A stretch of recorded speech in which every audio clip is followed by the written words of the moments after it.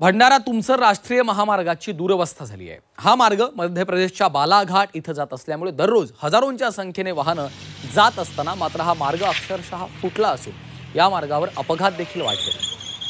दरवर्षी सार्वजनिक बांधकाम विभाग डागडुजी करतं। एका महिन्यात हा रस्ता खड्डेमय होतो, त्यामुळे शासनाचा पैसा खड्ड्यामध्ये मुरतो का असा प्रश्न देखील उपस्थित केला जातो।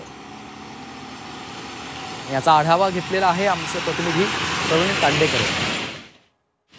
आपण सध्या भंडारा तुमसर ह्या महामार्गावर हाच मार्ग पुढे मध्य प्रदेशच्या बालाघाट कटंगी या ठिकाणी जोडला जातो। मात्र आपण पाहू शकतो ह्या रस्त्यावर मोठमोठे खड्डे पडलेले आहेत। दररोज ह्या ठिकाणी हजारो वाहने छोटी मोठी वाहने जातात, त्यामुळे कुठेतरी ह्या ठिकाणी आपल्याला खड्ड्याचं साम्राज्य पाहायला मिळतं। एकंदरीतच दररोज मोठ्या प्रमाणात या ठिकाणी वाहनाची वर्दळ असते। मात्र दरवर्षी सार्वजनिक बांधकाम विभाग ह्या ठिकाणी खड्ड्यांची डागडुजी करते। मात्र एका महिन्यात हे खड्डे जैसेचे तैसे होतात, त्यामुळे कुठेतरी जनतेचा पैसा हा पाण्यात जात असल्याचा आपल्याला पाहायला मिळत आहे। तर दुसरीकडे ह्या खड्ड्यांमध्ये पाणी साचलं असल्यामुळे कुठेतरी नागरिकांना खड्डे दिसत नाही। खड्डे चुकविताना बरेच या ठिकाणी अपघात सुद्धा झालेले आहेत। मात्र आता सार्वजनिक बांधकाम विभाग मोठे दुर्घटना होण्याची वाट पाहते काय हे पाहणं तेवढंच महत्त्वाचं ठरणार आहे।